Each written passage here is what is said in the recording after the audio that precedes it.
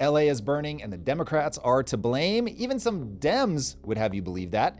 Andrew Tate is running the Trump playbook as he announces his candidacy for UK Prime Minister, which Elon said he's not wrong. We'll see more about that. And AI is going to take souls in 2025. I guarantee it. But it is still, I promise, the greatest time to be alive. And in today's episode, I'm going to prove it. At the end of the episode, let me know in the comments if you agree, and no fair calling me dumb in the first 30 seconds. You have to listen to the episode.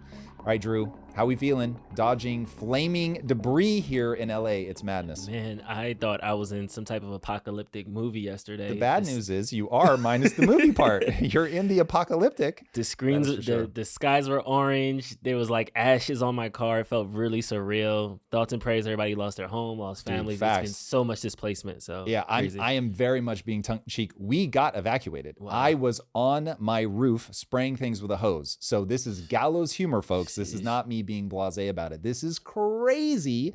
Wow. To the point where a very good friend of mine sent me a before and after. He lives in the Palisades. His beautiful home, and then literally just ash. Wow. Like it is so startling to see it. And he was traveling, so he sent me a text and he was like, everything I have ever owned except the clothes I am traveling with is gone. And I was just like, oh God. I mean, that is a level of brutal. Yeah.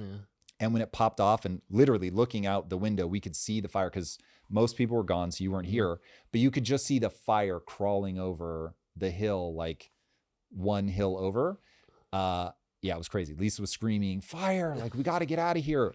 Honestly, when we left, it was like, this ain't looking good. This ain't looking good. So for sure, my heart goes out to everybody. Absolutely brutal. And to be completely honest, I don't consider us out of the woods yet. Yeah. So we've got our house today, but are we going to have our house tomorrow? I honestly don't know. It is crazy right now. A very, very good point. So you guys were impacted by the Sunset Fire, which we just looked up a couple minutes ago. That is now contained. However, the Palisades Fire, the one that took out Malibu, all the PCH, they're still at 0% with that.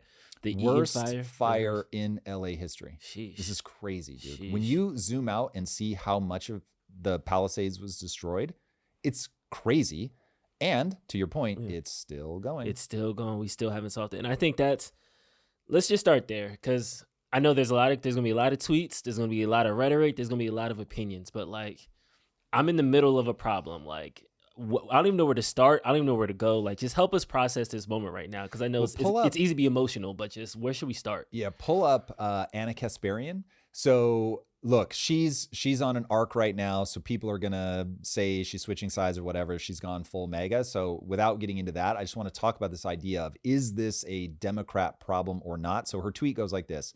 In fact, we'll just skip to the bottom. You want to radicalize people against the modern Democratic Party, send them to LA. So this is in reference to the fires, just doing everything wrong. And it'll be up on your screen so you can read the full tweet if you want. But I think blaming a political party is the wrong play. Thinking about the ideology that tends to be embodied by current parties, that's reasonable. So what I want people to understand is, if you boot out Karen Bass or you boot out Gavin Newsom, but you replace them with somebody that has the same ideology, you're going to end back up in the same position. And so the right way to think about this moment or any moment is, whatever a system yields, that's the design of the system. Now, it may not have been intentional. I'm not saying that they have intentionally designed California to burn. But the way that they have designed the system, the way the choices that they have made, not clearing out the underbrush, not doing controlled burns throughout the year, not allowing for the capture of more water, something to do with the smelt fish, I think, because it wants like a certain mix of fresh water and salt water, like this really weird concoction. So I don't know the nitty gritty of that. But what I do know is that the way that the system is working now, LA burns and burns and burns. And you said something before we started rolling that I thought was really on point, which is, guys, at some point, when 3 years ago was the worst year ever, then the year after that is even worse, and now this year is even worse than that. At some point, you just have to say, this isn't working. And so that's what freaks me out, is anybody that's a longtime listener of this show will have heard me bang on and on and on about, you need a KPI by which you judge the way that you have built the system to see if the system is actually serving what you want. So getting in a twist about the way that Karen Bass cut the fire department budget, probably not the right way to think about this problem. people are looking at the data and saying she didn't cut it, it was reallocated or whatever, and that they actually have a huge budget and all of that. Great, let's say that that's true. In fact, run the thought experiment. She didn't change the budget at all. California's still burning. Yeah. So that's where you have to go. It doesn't matter whether she's smart or dumb. What matters is the system isn't working. And if people are doubling down, because the one question that was asked of Karen Bass that I thought was absolutely bang on was, do you think your leadership has been effective? Now, the only answer to that question is no, because I have not yielded the result that I want. Because the result that she wants, I have to believe to the core of my existence, she wants a healthy, thriving LA. She just disagrees on how we get there. Cool. I will give her that, but it's not working. And so if you can't stop and look at that and say, hey, this isn't working, you have a problem. And we have a modern political environment where that would be suicide. Now, there's a phenomenal look at, and I forget what book this is in, forgive me everybody, but the idea will carry, that when you look at JFK and how he spoke about what happened in the Bay of Pigs, he owned it and was like, hey, ultimately the buck stops with me. And he became more popular as a result. Now, that wouldn't happen today. You get eaten alive because everybody wants to be tribal. And so the right is going to look for a way to just assassinate her character if she allows a clip of her saying, this was my bad. Done, career over, finished. So we no longer have an environment where somebody can just own, yep, that was a mistake. We're not getting the result that we want, and adjust. And so I don't want to fractal too much, but people treat you exactly the way you let them treat you. This is why Trump can get away with saying crazy shit. And it's just like, it's another Trump thing. And you would never let another politician talk the way that he talks if they changed midstream. But if they build a career around it, you can get away with it. Anyway, the right way to think about this is whatever the system yields is the design, is the effective design of that system. Again, not necessarily the intentional design. So where we have to plant a flag is people have got to be able to say what KPI they're steering by, and they've got to say what they prioritize first. As far as I can tell, and I've not done a deep dive on this, as far as I can tell, what we're running into is people are not willing to say anymore, humans are my number one priority. And so we get this weird conflict with smelt matter. Okay, I'm not even saying that they don't matter, but I am saying very aggressively, Tom Bilyeu stances, they don't matter as much as humans. And so if to protect all this incredible stuff that we've built, if we can't bump them down in the priority list and say, hey, we know what's coming with these fires. It has become obscenely predictable. And this is why Trump banging on at Newsom about, dude, you need to do something about this. We know it's just going to keep happening and keep happening and keep happening. He's been saying it for years, man. So there's no surprise here. We have to be able to say, yep, humans are our number one priority. Let's say that acreage burned or human lives lost or property damage or whatever. That's our KPI. And year after year, this is getting worse. Okay, then we have to adjust our system such that it yields that KPI that we all want. And I really think this is born of the current battle between left and right. And again, the way you have to think about this is you need the left and the right thinking, and it breaks very simplistically.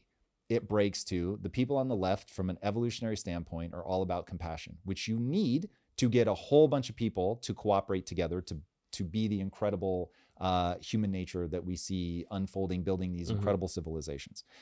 You also need the right, which from an evolutionary standpoint says, if you only have the left, you only have compassion, you only want to unite everybody and make everybody feel good, you get what's called the free rider problem. And so people will begin to take advantage of that system. And so to hold that at bay, you need personal responsibility. People who are like, no, you're living your life like a moron, I'm going to let you rot. And that sounds fucking terrible. And that's exactly why, in a modern context, the left has become so popular, is because in a time of plenty, like what we're living in now, in a time of security, like we're living in right now, you can get away with it for a really long time. And then, as the right is so fond of saying, you will eventually get punched in the mouth by reality. And so what we're seeing now is when you vaguely prioritize, because I'm not saying everyone's sitting like, the smelt, that's all we care about, and smelt are number one. But when you sort of vaguely are like, well, the smelt are as important, and you never define your priorities, now all of a sudden LA's burning. There's no water pressure to the fire hydrants. We did not do the things that we needed to do to build up the surplus of water, because we just got rained on like never before. I mean, record rainfall over the last 8 months or whatever. And yet, here we are with LA burning. So that is an ideology problem that has come to roost, that does not have KPIs that people are benchmarking against to say enough is enough. And so I don't get excited when I see people saying that this is a Democrat problem. It's not. It's an ideology problem. And the Democrats, as fast as anybody else, could say, look, we want to be as compassionate as humanly possible, up to the point at which it diminishes the KPIs that we all agreed are the most important. And then we can have the debate at the level of, I don't think that's the right KPI, or I don't think you have the right value system. Cool. But now we're having the battle at the level that it actually matters, because all of our systems, procedures, budgeting is all going to be downstream of the thing that we have agreed that we value, and that we're projecting this KPI will be positively influenced by having these values. If you do it tribally, it just all becomes scoring points and we never get the change we want. No, I love that. And I think the important part is making ideology the focus. It kind of removes all the distractions that some of these other arguments are, because yes, $17.6 million into the budget could have gone a long way. I'm not going to say that would have helped the 15,000 acres that went up, or you can't one for one that. I can't say that a budgetary decision that she made 8 months ago is now the reason that we're in this mess now. You can't say that because she's a woman, because she's not a straight white male, that DEI is the reason that got us here and all these things like that. However, when you go to the smelt fish and things like that, it's like, yes, the environmental protections are something that the Democrats do champion. And this is an example of like, okay, I'm sorry, smelt, maybe we do kill a couple thousand in order to never have LA burn again. But then now we have no brush. Now we have a reservoir system. Now we don't have to do this again. And it's frustrating to me, because last year we were talking about this. The year before we were talking, if this was a once in a generation thing, like the thing that happened in Canada, they went up on fire. I didn't hear anything for 10 years. Then another fire happened. Okay, cool. I get that you're not prepared, but this is not new. This is a yearly thing. At some point you have to stop. So yeah, I think people have to embrace cause and effect. Cause and effect. Everything is a trade-off. So we are witnessing the trade-off of prioritizing the environmental concerns. I'm not saying that the environmental concerns aren't real. I'm not saying that they don't belong on the priorities. But I am saying, if you're not willing to say the edifices of civilization are more important, long-term, so obviously you can't just eliminate every animal. That would be its own hellscape. So this is a balance. It is extremely nuanced, but unless you're having that discussion where you're willing to say human life, the edifices of civilization, the creation of wealth, those are the things that matter to us the most. And we want the friction between the left and the right, because I want people standing up for the smelt. I want people standing up for ecology, 100%. I want people standing up for the environment. But when it becomes taboo to challenge that, when it becomes taboo to say, hey, the way we rock is humans are at the top of the food chain, people aren't willing to say it, man. And we have to go, the way that we make decisions now has yielded this outcome. If you don't change the way that we make decisions, we will continue to yield this outcome. Until you're having that conversation, you're going to death loop. You can't keep doing the same thing and expect different results. Yeah. Definition of insanity. 100%. And then if we go to Trump's tweet, Trump had some choice words for Gavin Newsom.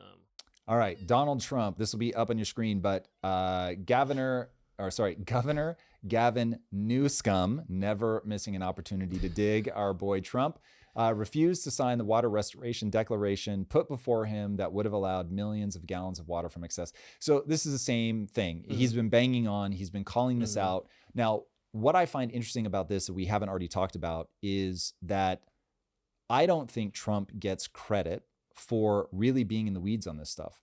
And look, he talks loose and fast. I get it. He gives people the ability to discredit him just by the way that he'll say everything is the greatest of ever, all time, whatever. Just it's always the greatest. It's always the worst, whatever. It's just this very hyperbolic language, often to his benefit. But like, the more I look at him, the more I'm like, he really is in the weeds on this stuff. Like, he understands it better than people give him credit for. And so, like anything, the way I want people to view the world is all of us are AI, and we're giving you one strong, sincere lens on what we believe is true. Now, politicians are a different breed, so you really got to be careful with whether they're being sincere or not. But Trump does know the details. He's going to get things wrong for sure, but he's not like at 30,000 foot in the way that Look, Biden has, as far as I can tell, advanced cognitive decline. So take that with a grain of salt. But when you hear him talk about things, it's like, bro, do you know what day it is? So Trump's not in that vein. Like he's dialed into the at a minimum the real detailed gist of the problem, even if he can't give you the exact stats. Yeah, because honestly, he's the one who put the smelt on my radar that made me kind of have to go and do my independent research. And I was like, oh, okay, he actually he got this one right. And it's very interesting because we do get caught up in his language and his extremes, but he's not wrong. This was all on the table. This was an option. They took the environmental option, and then now we are in the mess that we are today. And I want to be very clear about at least what I think he wasn't wrong about. What I think he wasn't wrong about is it is knowable what causes these fires. There is a thing that you can do about it. And dear Gavin Newsom, you're not doing those things. And it is going to have dramatic consequences. And so now here we are, we're witnessing the consequences. And you don't get to go, oh my gosh, this is crazy. Who could have ever thought? Or, oh my gosh, this is crazy. We knew it was coming, but yeah, that's just the tough break of being in LA. It's like, dude, humans are so innovative. If you create a regulatory environment where people can actually solve these problems, they will actually solve these problems. And by the way, shout out to my boy, Peter Diamandis, who has an X Prize going for wildfires. Nice. So, man, don't I wish that had already been won so that we could have addressed this. But yeah, creating the space for that innovation requires sensible regulation. Yeah, and then last thing about the fires, I have to give it up to Shamath. I think he probably had the tweet of the night. That's the next tab, E. Shamath Palihapitiya, let's go. Why pay 0% in Nevada, Texas, or Washington, where you have school choice and water in the hydrants, when you can pay 16% in California and have neither? That is nice and sarcastic. Yeah, I have to say that one hurts. The amount that I've paid in California state tax is rough. It's got a lot of commas and zeros. So when you look out and you see the world on fire, people are going to ask that question. What exactly am I paying for? I'm telling you, there's going to be a time where the bill comes due. And I don't know if this fire did it. I don't know if we need another year or two, but there is going to be a rectifying California moment where we have to look in the mirror and say, okay, guys, y'all take half. What are we doing? Like, what are we actually doing? Because I can understand if the schools were number one. I can understand if it was sunshines and rainbows. But there's still a homeless guy outside my house. The hills are burning.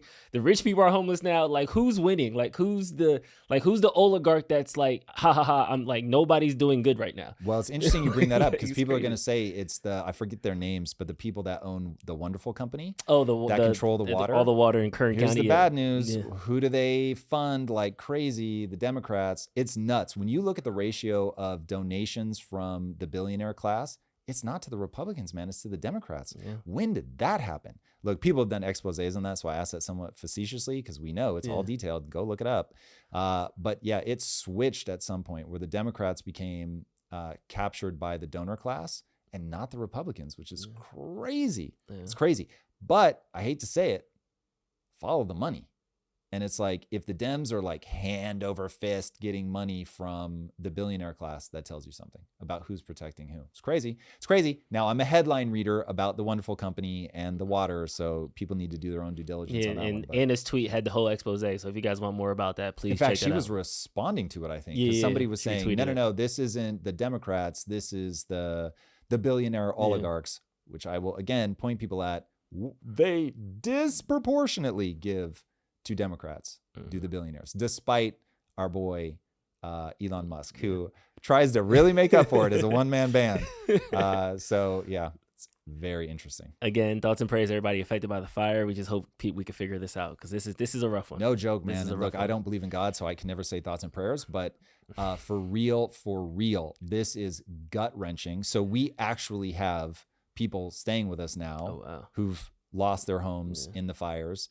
And so I have in the last 24 hours watched somebody cry over my entire childhood neighborhood doesn't exist anymore. Sheesh. And so imagine, look, there is something weird about the way that humans are so tied to like, this is a piece of my history, but imagine not being able to show like your kids where you grew up because it just doesn't exist anymore. It literally burned to the ground. It is devastating on a level that would be hard to explain. Like my wife, and I hope she doesn't mind me sharing this, So far, which is all I will give it, so far, we have not lost our house. And she's like really unnerved, like can cry about it at the drop of a hat of just what it felt like yesterday to look out the window and you just see this wall of fire coming over the hill, seemingly straight towards your house, and being like, whoa, I am completely helpless to stop this. Yeah. And the panic, and she's grabbing the dogs, and we had very few people here yesterday, but just like, everybody, we got to get out right now. I mean, she was like proper panicked. And that somebody said that LA is a traumatized city right now. And I thought, wow, that's actually really true. Like being in it, I know I'm being jokey, but this really is gallows humor. This is my way of dealing with a very stressful situation. Agreed, yeah. I think a lot of people are really, really struggling emotionally, just knowing that the threat is looming. Like, where do you go? Somebody was asking me, like, where are people going to go? And there in the Palisades, there are people of all economic strata. So this isn't just it's like, oh, rich people, fuck them.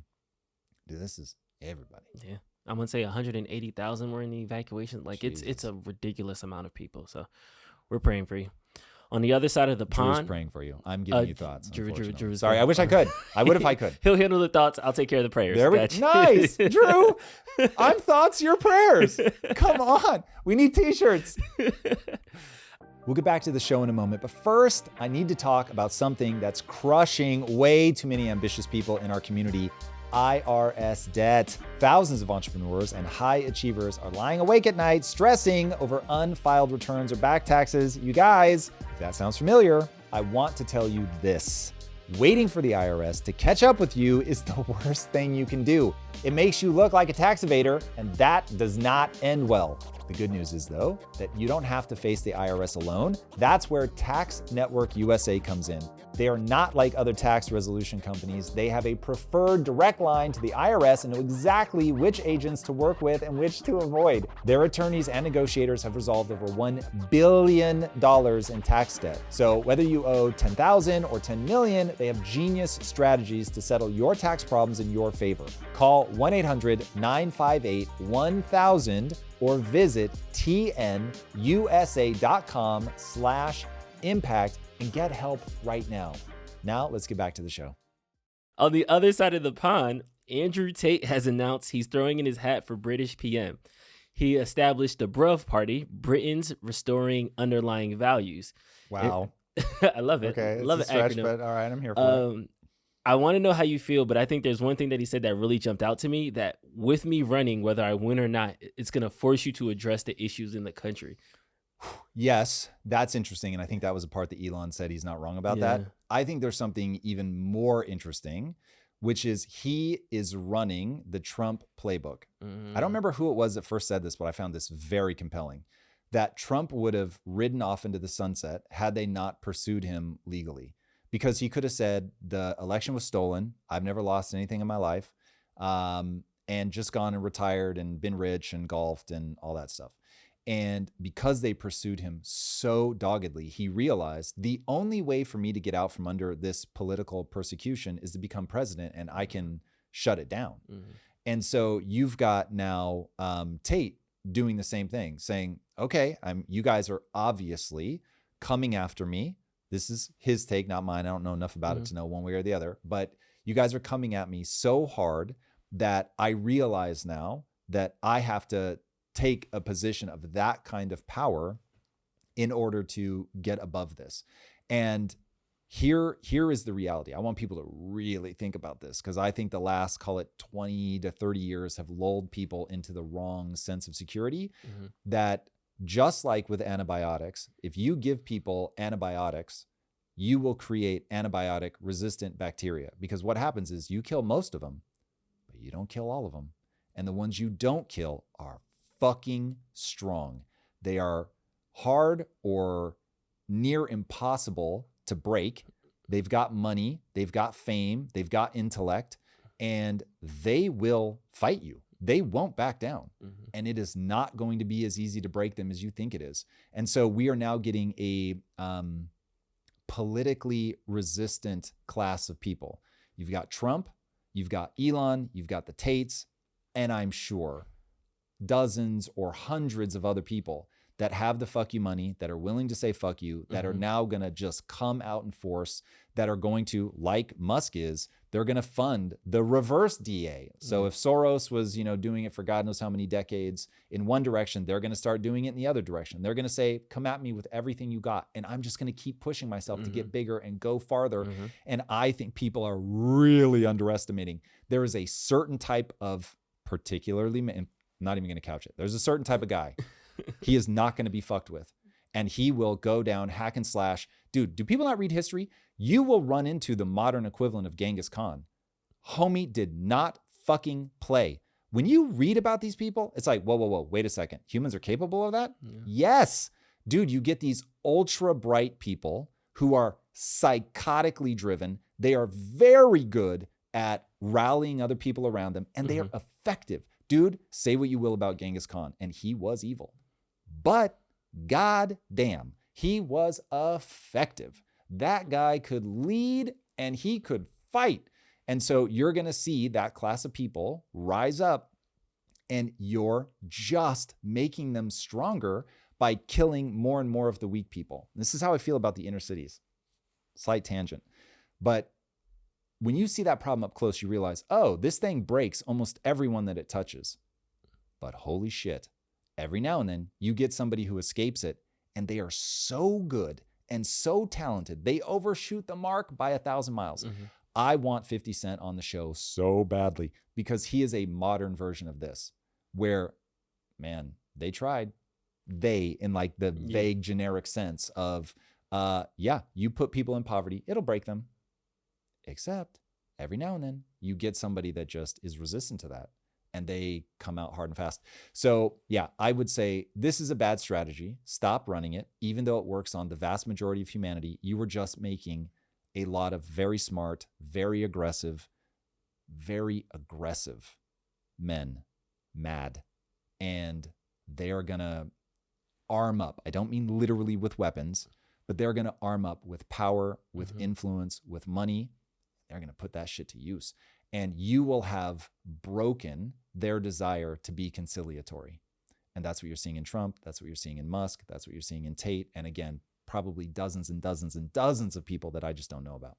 100%. I think it's swinging the other way. So where cancel culture was trying to make everybody play nice, there's now this revolution uprising of like, no, I am a man and I do what I want and I say these things. And the fact that Tate used that for his claim to fame, went through 3 trials, he's still kind of not out of the water. Romania is still prosecuting him. He's still stuck there. So he's not just, fully extradited citizen. But he keeps knocking him down. Yeah, but he keeps winning. He keeps surviving. He keeps getting it out. So it's like you're poking the bear in that sense. And eventually you run out of options. You have to fight back. You have to fight the system. And this is another one where Tate, I think, would have been happy to just be a rich, influential guy. But people were like, he's the Pied Piper. He's leading my son astray. We got to fucking crush this guy. And they missed. Man, if people would just do it with ideas, just do it with better ideas. Show me a better version of what you want, and let either his life and lifestyle are bad and will yield bad consequences. And people will see that over time because you defeat him with good ideas.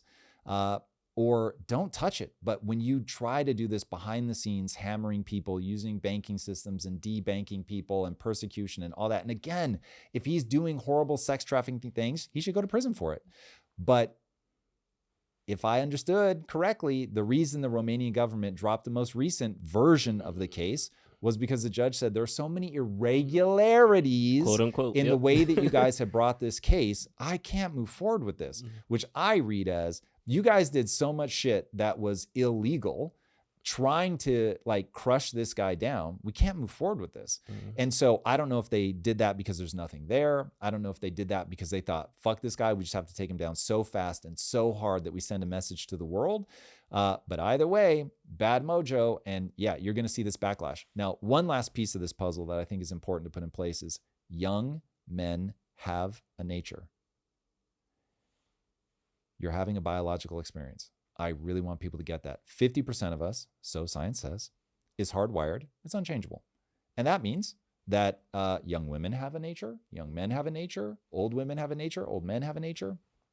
These things are pretty predictable. And when you create an entire generation or multiple generations of these young men whose nature is to be aggressive, to seek status, to try to impress women, to gain access to resources and sexual access to females, and you tell them that they're bad, they're stupid, they're horrible, and you create an environment where they don't have access to status, they don't have access to women, all of a sudden they're like, and when I say access to women, I mean that they're able to earn the respect and desire of a woman, okay? Let me be very clear about what I mean about that. You have compressed something down. You've tried to hold this energy down as if it were only the 50% that's malleable, that you could just calm them down and make them this neutered version of men. It's not going to work because of the 50% that's aggressive, that seeks those things. And eventually they're going to get a group of leaders that you couldn't break, that are politically resistant, that come out with all this aggression. And that part of them that is just hardwired, when they hear that message, they're going to be like, yo, and they're going to flock to it, which is exactly what we're seeing. And so you can pick your flavor. Do you want to see that manifest as a Trumpian character? Do you want to see that manifest as a Muskian character? Do you want to see that manifest as a Tateian character? Pick your flavor. But young men are flocking to all of them. Yeah. Do you think this will be a net positive for Great Britain politics as a whole? Tate specifically? Yeah. I don't know. Let's think about that. I think it will be a net positive that there is somebody representing the ambitious male. I think that is extremely positive. I think it's probably going to be more positive in the way that Tate said that this is going to force you to deal with these issues. Yeah. The way that Tate talks, have I looked at him enough? I've looked at him a fair amount. So I would say that there is enough truth in what Tate is saying that he is not a character you should try to dismiss, but there's enough stuff that makes me uncomfortable in the way that he acts and behaves that if it were my son, listening to him, I would try to combat it with better ideas for sure. And by mapping out, okay, here's why I think these things that he's saying are awesome. Learn how to fight, dope, love that. Be strong, dope, love that. Don't let people push you around. Don't let anybody bully you. Love, love, love. Be strong in who you are, love, all of that stuff. Here are the things that I think are not so great. Yeah. And I would lean into the way that he over indexes on women are there to do what you tell them, to be subordinate to you. And I'm very open to being checked in the comments because this is where I've heard enough to be like, oh, that grossed me out. But I haven't dug in deeply enough to know that I'm using the right words to represent his position. So I'm very open. By all means, share with me the things you think I need to watch. But I am a big believer that nothing in life is going to be as advantageous to you as being a tremendous partner, to seeing yourself as an equal to the woman that you choose to share your life with, to look at it as I'm good at these things, she's good at those things, and I want her to see the value that she has. And so I've heard him say things like, if a woman doesn't do the things that I want, then I'm just on to the next one. I can replace you so fast and all that stuff. And the absolute last thing I would ever want Lisa to feel in her bones is that I'm looking to replace her if she gets out of line. That's going to engender a deep sense of insecurity in her, which is not going to allow her to bring her best to the relationship. So what I want my woman to feel so that the relationship can uplift me and her is that you are my equal. We are good at different things. I want to be honest about what I'm good at and what you're good at. And when it's the thing I'm good at, I'm going to tell you, hey, this is the thing I'm good at. And so I've heard you. I can articulate your position back to you. I don't agree with you. And given that this is a thing that I'm good at, that you acknowledge I'm better at this thing, then I'm going to take the leadership role here. And if it's a thing that you do well, I'm not afraid to follow you. So that to me has led to, not that to me, in my life, that approach has led to a very thriving emotional relationship, a ton of financial success, a marriage that has lasted over 22 years. I mean, just a lot of good things. So I think it is a more universal that when a man and woman come together, they really do form a whole. And that much like the left and the right need each other, a man and a woman need each other. And so when you have that, you are going to be a better version. So this idea of like, I could replace you in a second, you're undermining them emotionally in a way that I think is not only detrimental to them, I think it's detrimental to you. Now, that's my value system. I don't need everybody to adopt it. But if you want to know how I would approach it if it were my son, that's how I would lay out the arguments of like, hey, these things are great. This, I think, is going to cause a problem for you and for her.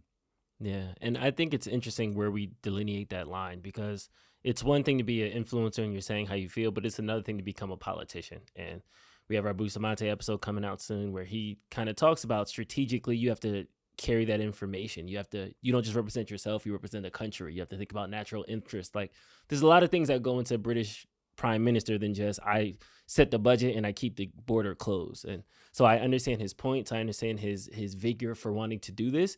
I hope that he brings a lot of values to the table. I hope that we address and the British people feel seen and heard and feel like somebody's fighting for them.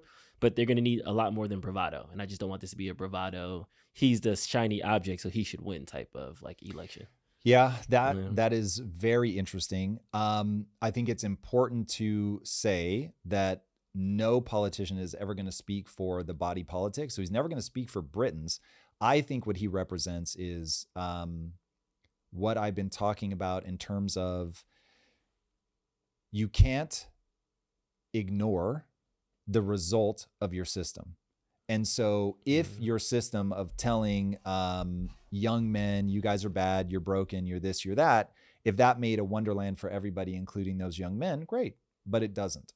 And so given that, I think he certainly speaks on behalf of young, aggressive males. I think he probably over-indexes on the aggressive part, but yeah. So what I hope, maybe saying what you're saying, but in a slightly different way, is I hope we can find somebody who is eloquent, center-driven, unity in temperament, but understands that you don't get unity by saying, I'm going to stand way the fuck over here on the left and you guys are all going to come to me. You say, oh, I get it. I have these strong feelings over here on the left, but it is the friction between the left and the right that actually makes this work. And when I look at the KPIs, we're not getting the result that we want in the UK, in America, and much of the West, Canada for sure.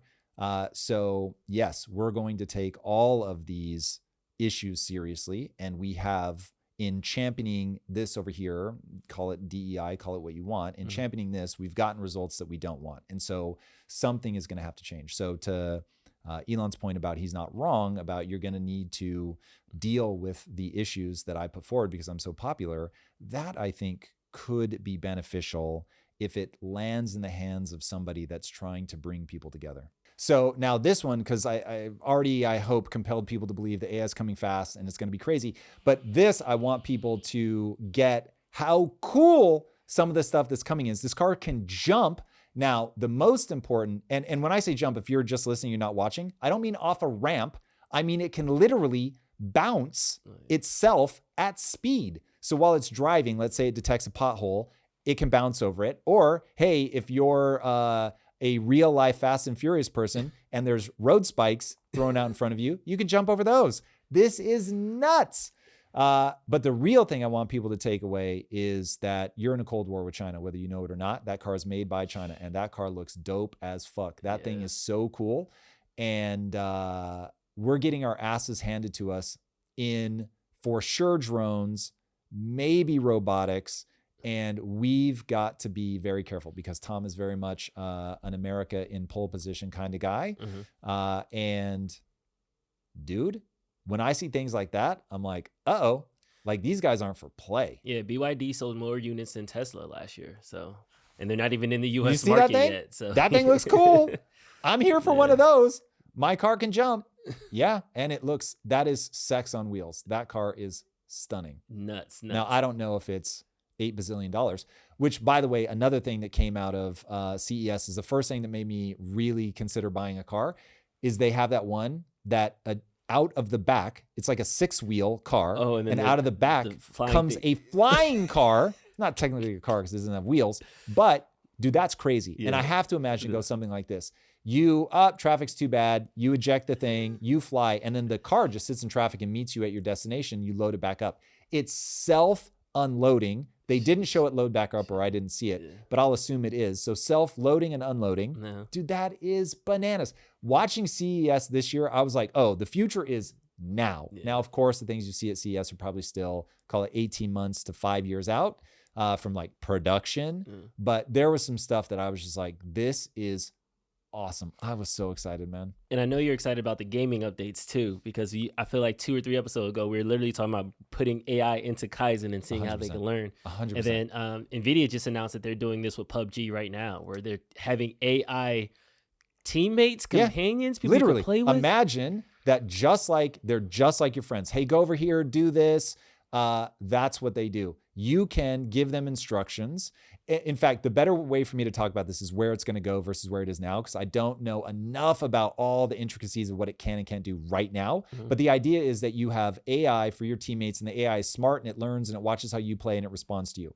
Okay, so instead of them being really dumb AI where like you point over there and it runs over and it does exactly what you told it, it's way more dynamic. It's supposed to be much more like your real life friends would play.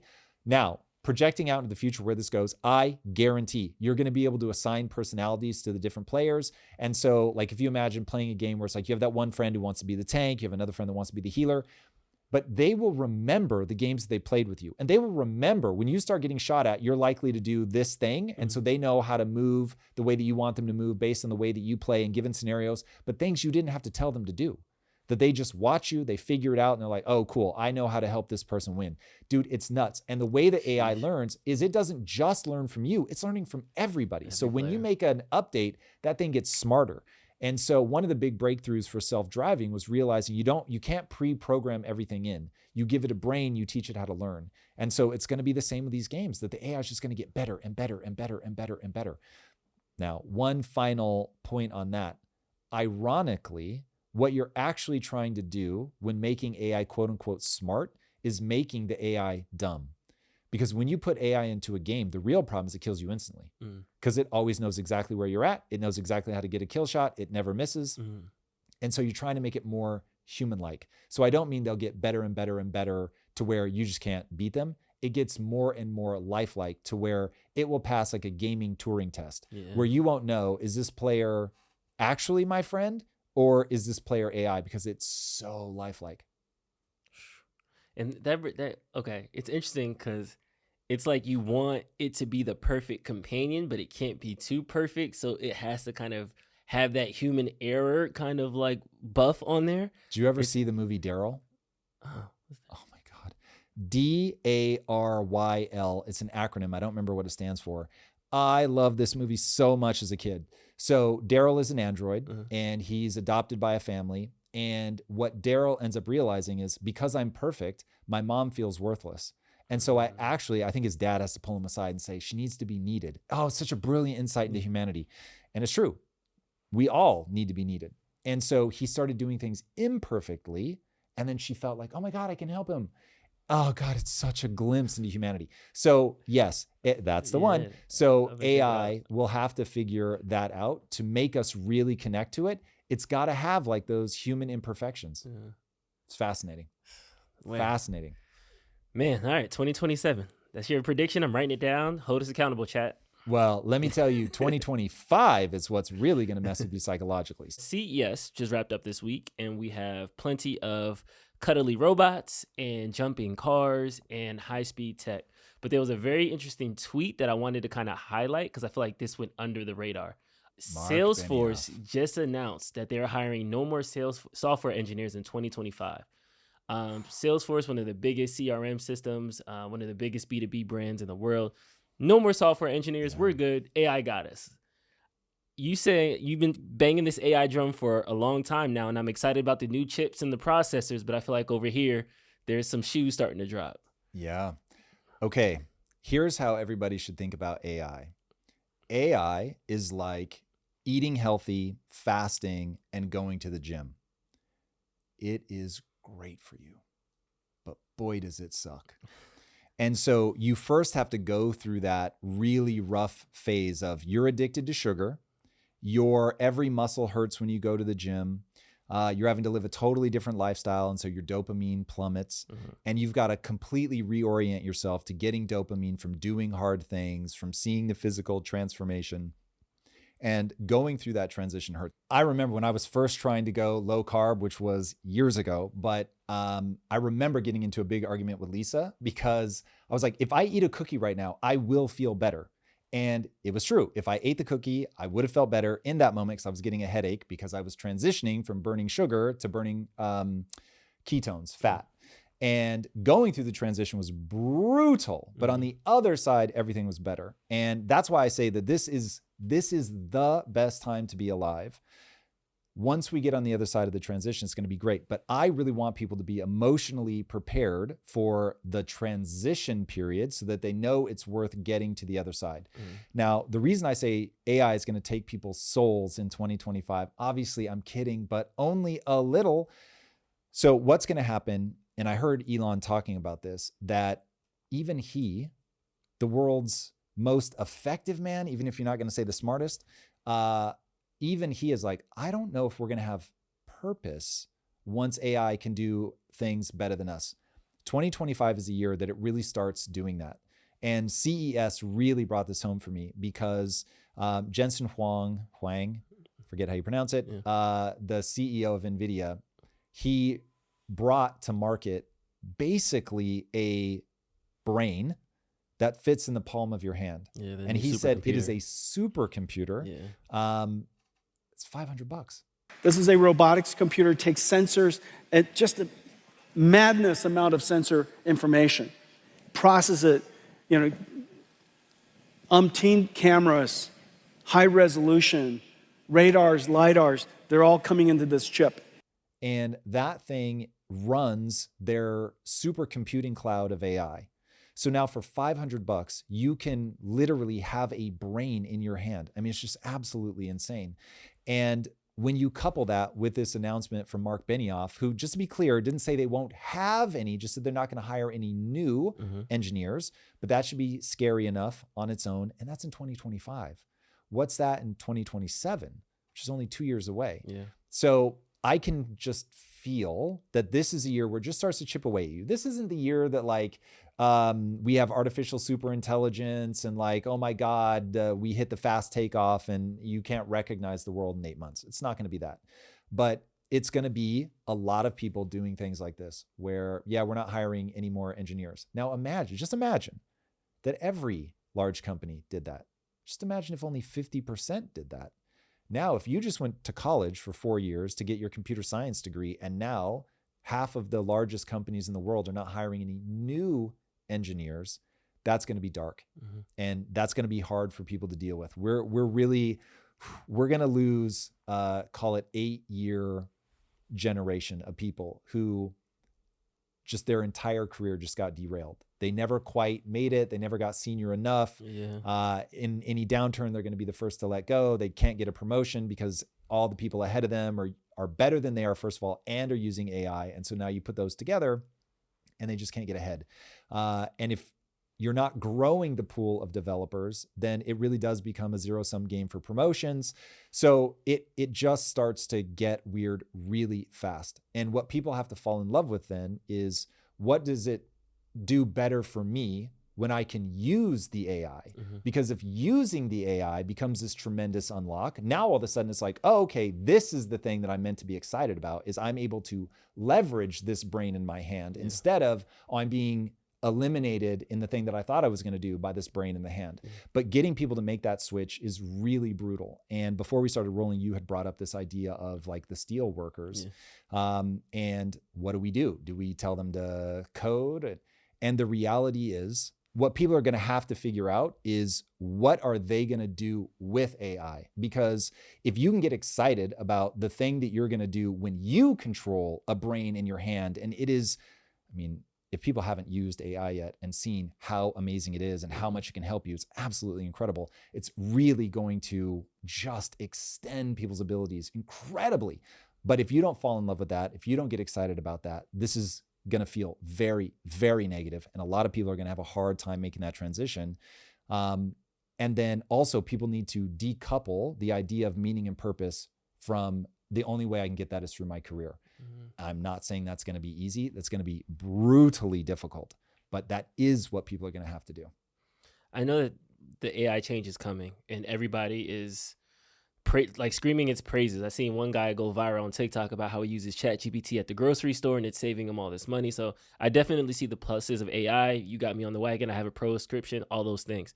But this reminds me of the early 2000s Obama era when we were making that transition to like green power and wind systems. And they told all the coworkers, it's going to be fine. We're going to get you guys coding and we're going to retrain the workforce and you guys will be good. But something like this, where the most technically advanced people, the people that are studying coding, studying computers, they're the ones now being kind of obsolete, quote unquote. Yeah. So how do they get retrained? They can't go backwards and become truck driver. Like it doesn't, where do people go from here? Like what about who are going to be the steel workers in this AI generation? All of us. Sheesh. Literally all of us. So, okay, this is why, oh man. All right. So right now, even though I really, really would not trade this moment in time for any other moment in time, it really is going to be difficult. So there are two things that people need to start looking at. Number one is the world is now going to change at a rate that the human mind is not prepared for. It is going to be too much. There's no way to take that back. The rate of change is going to be too much. And that's going to be hard, I think, for everybody. And so even me, I'm already rank ordering the things that we do in the company based on AI risk. So what we call the content, what we're doing right now, has the least AI risk because I think some people are going to want to engage with humans. And I think that's going to be, especially in the transition period, that's really going to be big. And so people are going to want to interact with a human, even if I can't talk about issues as well as an AI, there's going to be a huge swath of humanity that's like, fuck AI, I don't want anything to do with it. I like Tom because he's Tom, he's real, he's a person, he's got a history, he grew up flesh and blood. Cool. So least AI risk. I won't say no AI risk, but least. Then we've got the education, what we're doing in Impact Theory University. I can't teach you how to run a business unless I tell you how to integrate AI. So that's at least middle level of AI risk there. I don't know if businesses are going to become predominantly AI. Now, that changes my focus. So we started sort of entry level, people that want to go to 0 to 1, launch their first business called 0 to Founder. Okay, cool. Then we started thinking, actually, where we want to put our energy is to people that have scaled a business, because I can talk in a way that the vast majority of humanity cannot, just because so few people have built $1 billion company. So we were like, oh, let's really lean on that, better profit margins. It's something I can do very uniquely. But as I started thinking about where's the AI risk there, I really think, and I think in the last episode used the analogy of the shattered glass. Okay, that's what's going to happen. Building a business is no longer going to be this gigantic collective effort. It's going to be these really small shards, pods, fire teams, however you want to think about it. And it's going to take very few people to do really big things, which means there are going to be a lot of people that get displaced by AI that say, well, if nobody's going to hire me, then I've got to hire myself. And so I think we're going to go through this incredible boon of people that don't get emotionally paralyzed. They end up launching their own companies. So I'm like, I think we need to go back to the 0 to Founder, the person that wants to launch a company, help them deal with all the emotional difficulties and everything of failure and how to do that well. But there's medium AI risk there. And then in the gaming space, it's catastrophic AI risk. So that one is like, ooh, this in 3 years could just be so unrecognizable that I don't even know what to do with it, as somebody who has used the aggregation of capital and talent as the moat to do something that other people can't do. But then I pull the switch that I'm telling people they need to do now, which is, well, I need to get excited about what I'll be able to do with AI, with that brain in my hand. So instead of being traumatized that, oh, the moat I thought I was building of aggregated capital, aggregated talent, now actually becomes, well, could I build Kaizen by myself? Could I go in, work with AI, build out all the lore, leverage the physics engine that NVIDIA is building, which is the thing I was most excited about from CES. If you haven't done game development, you're probably not thinking about how radical this would be. That if the AI, so when you say, build me a world like this, that it actually understands how when you step on dirt, that's dry that you get a little puff of dirt. When you step on dirt that's wet, you leave a little footprint. It just knows all that. And so now it's not trying to guess what the next frame is. It's guessing what the next frame would be, knowing the laws of physics. Dude, that is so amazing. And so now as a solo developer, I'm like, yo, right now, that kind of thing is so hard to do, but the difference between games that do it and don't do it is radical. So now I'm like, wait a second, like I'm going to be able to do so much more. I have to shift my brain over though. I have to stop looking at what I'm losing, mode of aggregated capital and aggregated talent, to what I'm gaining, which is I'll be able to make something on tiny, tiny, tiny budgets that now totally unlocks my creativity, and I can just be in there doing my thing. Now, look, the reason that learn to code became like a slur that would get you banned on, what was it called before? Twitter? On Twitter was because people realized, a lot of people, they can't make that transition. It's not that they can't learn it. Human mind is plastic. You can learn anything to the best of your abilities. We're all limited to different degrees. But the people that can make that transition, this is going to be amazing. Once you go, I'm going to stop focusing on how much it hurts to let go of what I thought my future was going to be. And now I'm going to focus on this thing over here. Now, it is entirely possible that I'm a mutant in that way, in that one, I love change, and two, I just don't have a problem shifting gears. And I'm sure I've told this story before. When Lisa and I left Quest, that was really hard for her. That her identity was caught up in that. To this day, if she sees a Quest bar in an airport, she's going to take a photo. People have to remind me that that was the company that I used to own. My identity is not like that. If I ever move on from impact theory, I'll just stop thinking about it, even though it's literally my face. But I just don't get tied up in it. I'm not saying that's better or worse. I'm just saying it is. We all have an architecture of our mind that leads us to interpret the world in different ways. So for me, this is a moment where I find it pretty easy to go, oh, that's not going to be my moat. What's going to be the next thing? Oh, it's not about moats anymore. It's about like personal expression and making every moment count. Cool. Love it. Now I get it. I have money, so I don't have to worry about that side of it. But I also think that when you project out where AI is going, I don't see any end other than World War III or becoming post-capitalist, where the cost of energy becomes so low and the cost of labor becomes so low that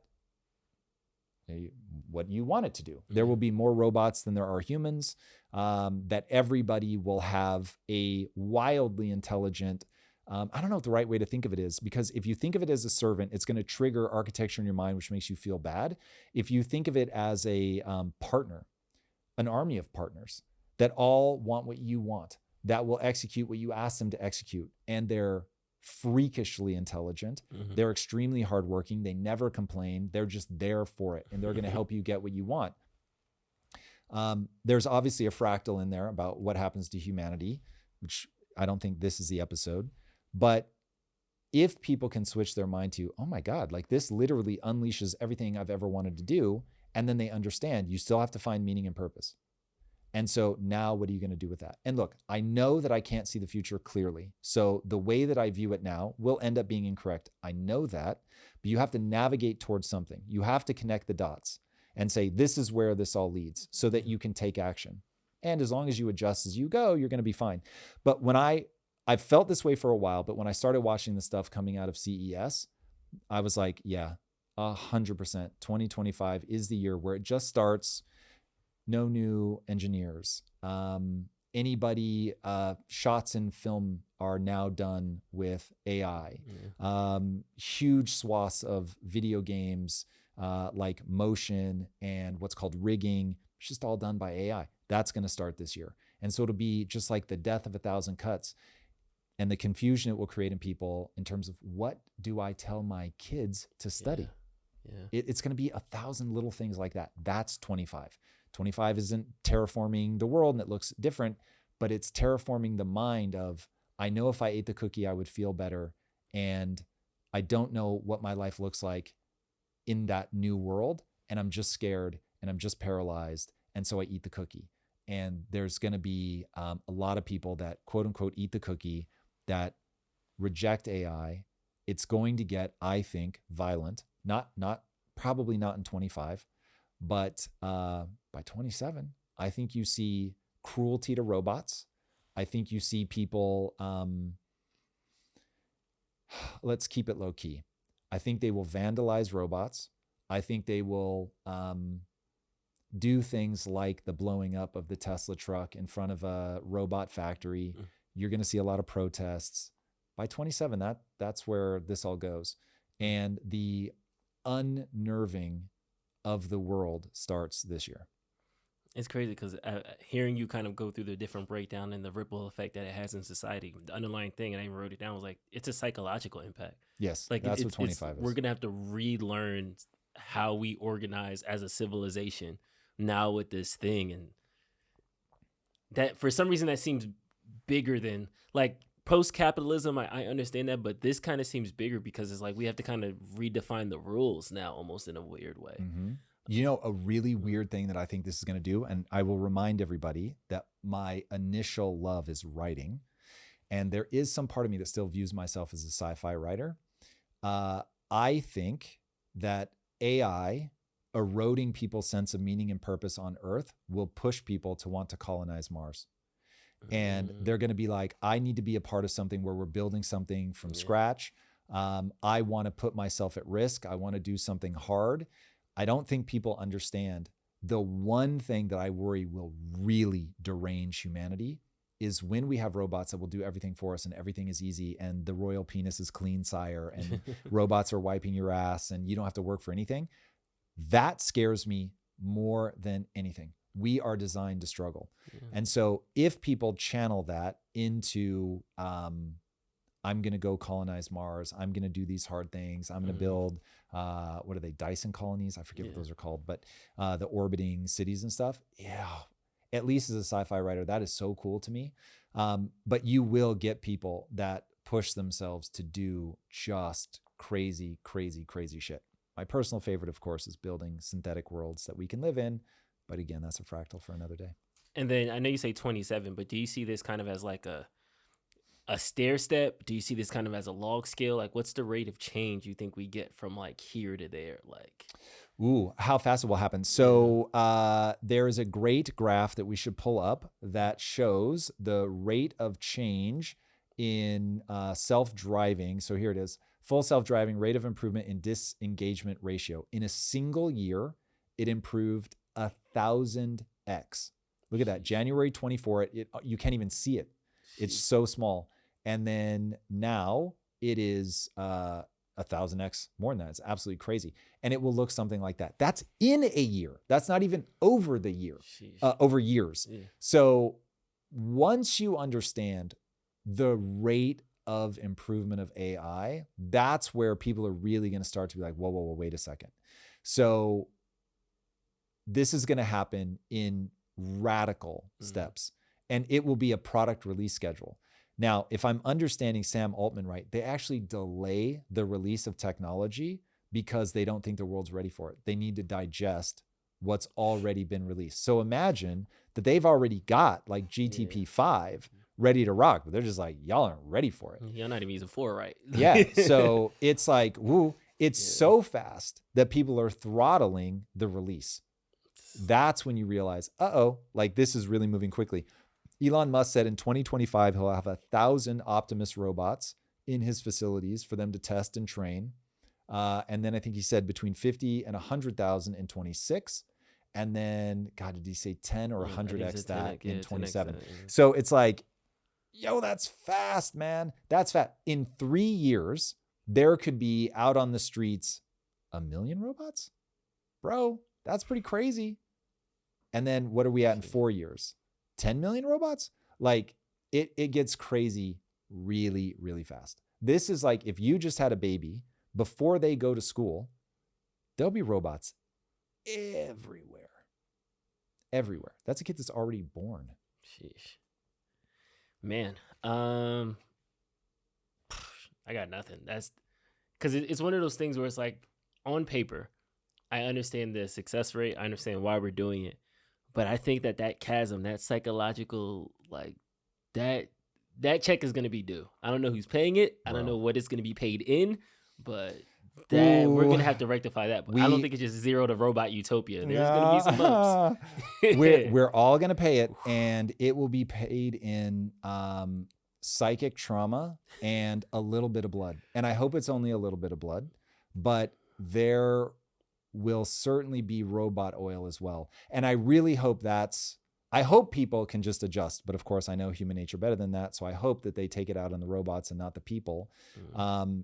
But yeah, there's going to be at a minimum mud slung at the people building these things for sure. So, all right, everybody, speaking of things that will mess with you psychologically, if you haven't already, be sure to subscribe. And until next time, my friends, be legendary. Peace out. If you like this conversation, check out this episode to learn more. Only 1 week in, and 2025 is already getting crazy. Trudeau resigns, and Trump says a whole host of crazy things, including Canadians would love to be the 51st state, the Gulf of Mexico should be rebranded to the Gulf of America, Greenland should be available for American nationals.